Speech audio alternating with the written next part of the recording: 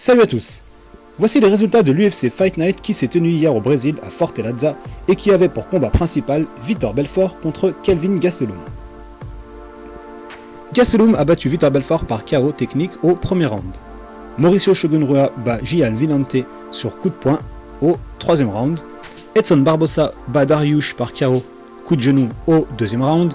Ray Borg défait Formiga par décision unanime. Nul majoritaire entre Betch Correa et Marion Renault. Et enfin, Alex Oliveira défait Tim Means par étranglement arrière au deuxième round. C'était leur combat revanche. Mes commentaires pour les deux combats principaux de la soirée. Les défaites par KO continuent de s'accumuler pour la légende brésilienne Vitor Belfort. Battu samedi soir par KO technique par l'américain Kelvin Gastelum dès le premier round du combat principal du Fight Night à Fortaleza. Belfort, 25 victoires pour 14 défaites, a vu son adversaire multiplier les combinaisons de coups de poing tôt dans l'affrontement. Une gauche bien appuyée de Gastelum a projeté The Phenom au sol et malgré que Belfort ait retrouvé la force de revenir sur ses jambes, Gastelum, 14 victoires pour 2 défaites, a poursuivi son travail de destruction et a expédié une deuxième fois au tapis Belfort avant que John McCarthy ne stoppe le combat à la 3e minute et 52e seconde du premier round.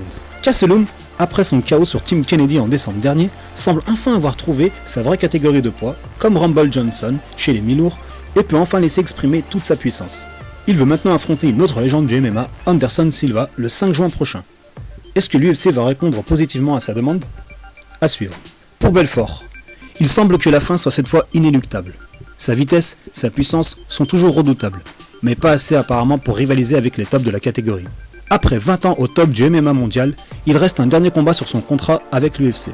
Un dernier baroud d'honneur pour celui qui restera dans toutes les mémoires comme le Phenom. En combat co-principal, Shogun affrontait Villante. C'était un combat assez impressionnant et les combattants se sont fait face, se rendant coup pour coup.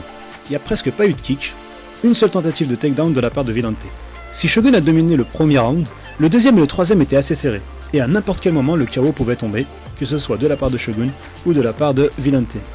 Pour ma part, j'ai été assez déçu par le manque de créativité des deux combattants, et je pense que même avec de beaux restes, Shogun ne peut plus rivaliser avec le top de la catégorie mi-lourd. Je pense qu'un Gustafsson, qui a déjà battu le Brésilien, est aujourd'hui trop rapide pour lui, et un Rumble Johnson pourrait le massacrer en moins de 20 secondes, comme il l'a fait contre Glover Teixeira. Le Shogun d'il y a 4 ou 5 ans aurait détruit Villante, qui ne bougeait même pas la tête pour esquiver les coups, et qui a pris des coups plein de face, la plupart d'entre eux en tout cas, pendant plus de 2 rounds et demi. Shogun reste sur une série de 3 victoires, la dernière par KO, mais il est bien loin du titre. Pour ma part, je sais de voir cette légende affronter des combattants dans des combats sans titre, des combats un peu comme font le Bellator, légende contre légende, par exemple en mi-lourd ou en poids moyen, une catégorie qui l'intéressait il y a encore pas si longtemps que ça. Il pourrait par exemple finir la trilogie contre Lyoto Machida, et pourquoi pas affronter un Rashad Evans, qui il y a encore 6 ans était le combat principal pour le titre mi-lourd. Combat qui n'a jamais eu lieu et qui a vu John Jones battre Shogun et prendre la ceinture pour l'un des règnes les plus impressionnants et les plus longs de la catégorie mi-lourd.